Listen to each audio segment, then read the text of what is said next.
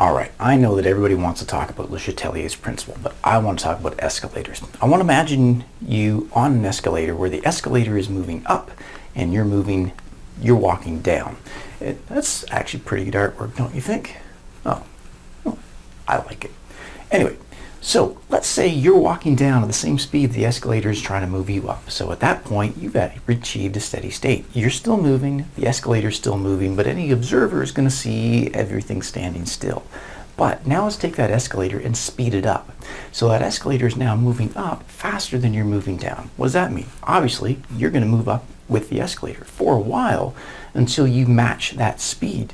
And as soon as you match that speed, you can start maintaining that steady state again, except now at a slightly different position.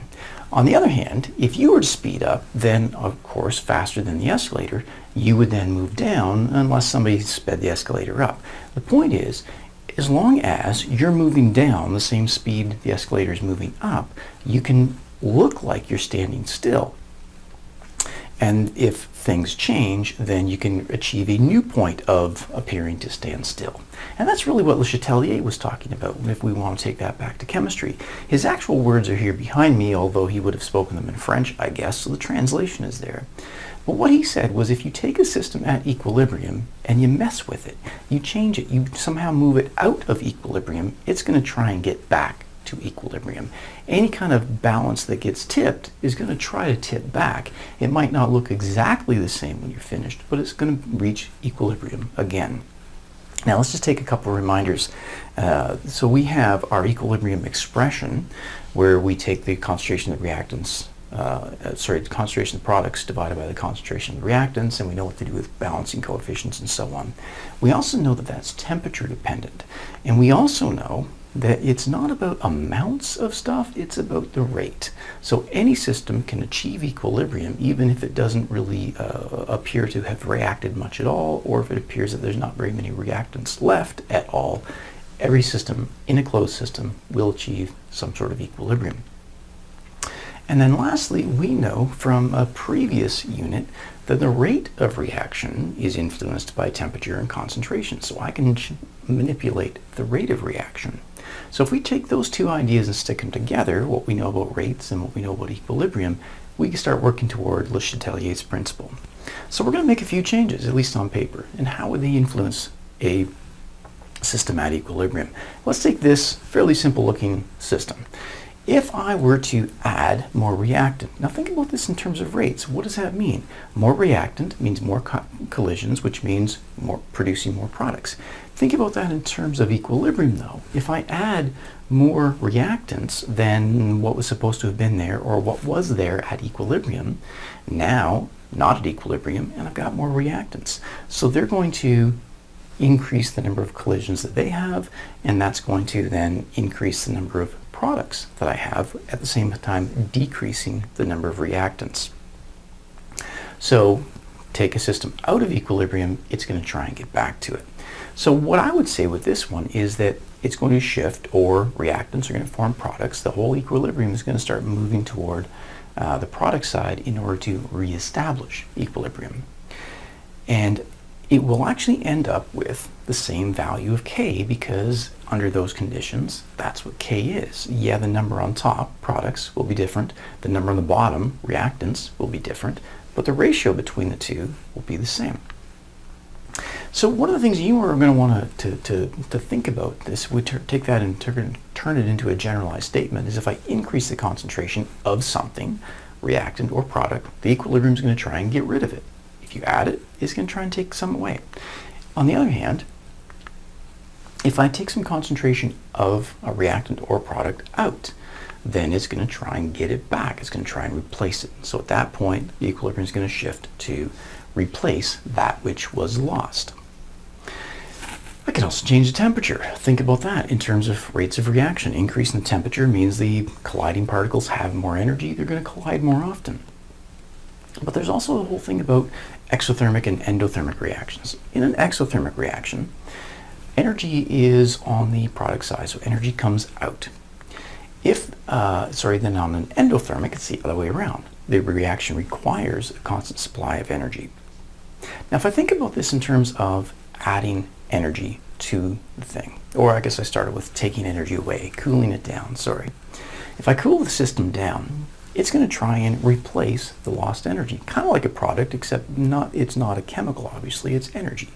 But it's going to try and warm itself back up. It's going to try and replace the energy that was lost. So in the case of an exothermic reaction, taking energy away, shifting to replace the energy, it means it's going to shift toward the product side. And with an endothermic, it's going to go the other way. If I warm the system up, now I got it, then it's going to try and cool itself down. It's going to try and absorb some of that energy. So if I look at the endothermic reaction now, if I take some of that energy away, sorry, I've added energy this time. Got to look at my own stuff. If I add energy in, it's going to try and get rid of it. So it's going to try and react it out to move toward the colder side. If we look at that in terms of general principles, if I add energy, it's going to try and absorb it, try and get rid of it. If it's an exothermic reaction, that means it's going to move toward the reactant side, where there is no less energy. And if it's an endothermic, it's going to shift toward the reactant, the product side, where there's less energy in terms of thermal energy.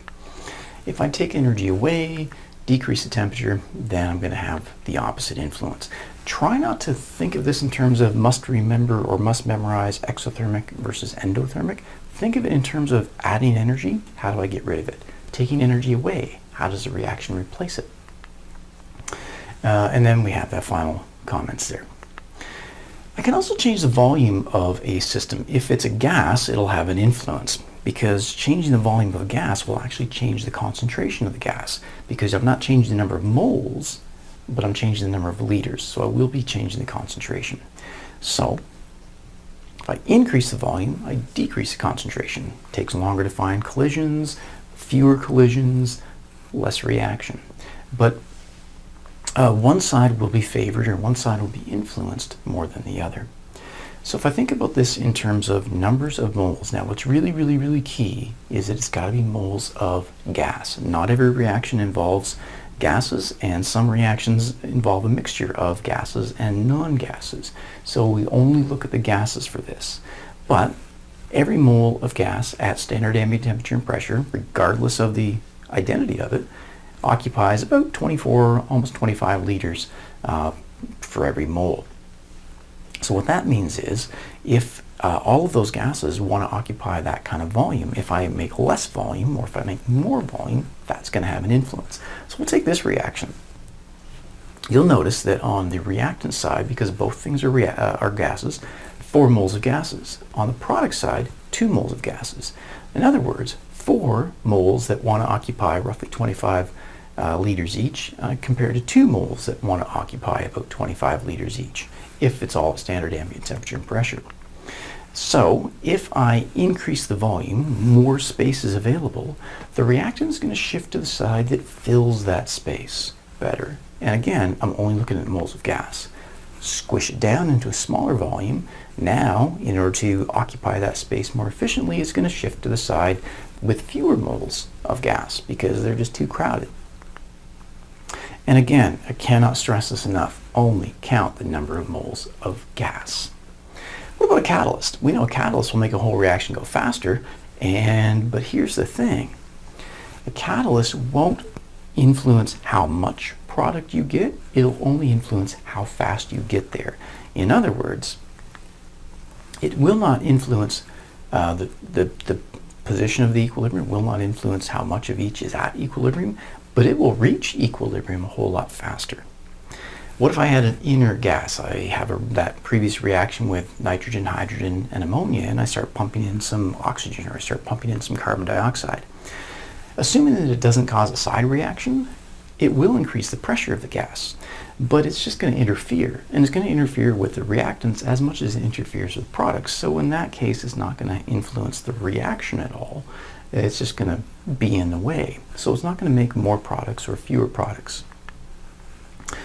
We are going to have a look at this in class as an actual demonstration, but what I want you to do is I want you to think about what's going to happen if I take this system at equilibrium and I disrupt it.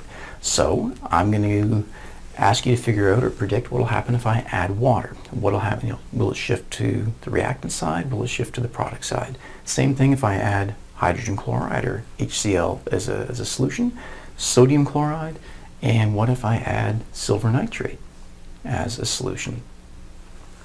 So take some time to figure out what you think will do, and then we can test our predictions when we get to class. Okay, at this point, I know it's been a bit of a whirlwind. I know there's a whole lot of practice that needs to happen, but after watching this video, you should be able to take a system that's at equilibrium and predict how it's going to respond. Is it going to shift toward the reactant side? In other words, products turn into reactants, or is it going to shift to the product side, where reactants keep making products as we've kind of always expected them to do? You should also be able to, using rates, and I know it went through it kind of fast, but in terms of rates of reaction, in terms of particles colliding, tell me why something happens. After that, we're going to get some practice. We'll check your predictions, and we'll see if you got that right. And then we'll keep moving on with equilibrium.